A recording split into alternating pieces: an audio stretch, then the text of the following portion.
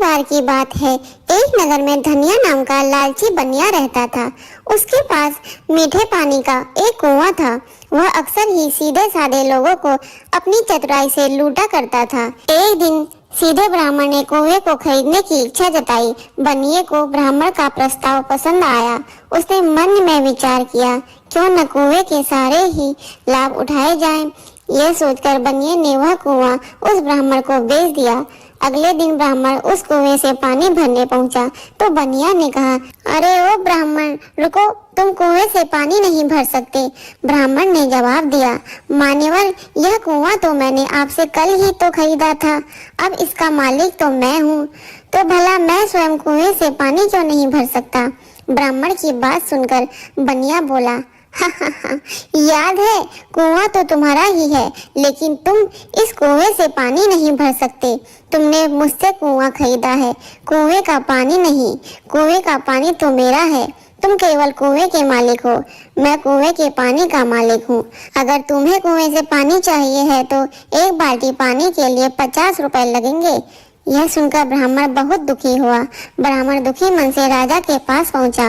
उसने अपनी सारी बात राजा को बताई। राजा ने सारी बात पर ध्यान से सुनते हुए बनिया को बुलाया और पूछा, क्यों भाई बनिए, जब ब्राह्मण ने तुमसे कुआं खरीद लिया तो फिर तुम कैसे मालिक हुए कुएं के।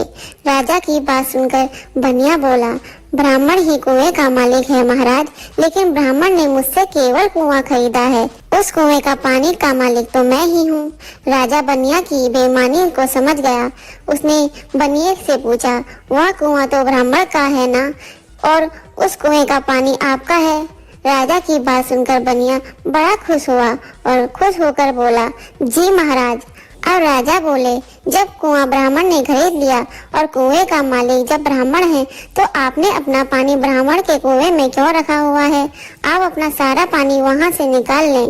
जब तक पानी की एक भी बूंद उस कुएं में रहेगी, आपको प्रतिदिन किराए के तौर पर 50 रुपए देने होंगे। राजा का न्याय सुनकर बनिया बिल्कुल हक्का पक्का रह गया और ब्राह्मण राजा के न्याय से खुश हो गया। अब बनिया को राजा की बात समझ आ गई। वह समझ गया कि उसकी बेईमानी अब राजा के सामने खुल गई है। अब बनिया राजा के चरणों में गिरकर माफी मांगने लगा। मुझे क्षमा कर दीजिए महाराज, मुझसे बहुत बड़ी गलती हो गई। मैंने लालच में आकर ऐसा अपराध किया है और मैं भविष्य में ऐसा कभी कोई गलत काम नहीं करूँगा।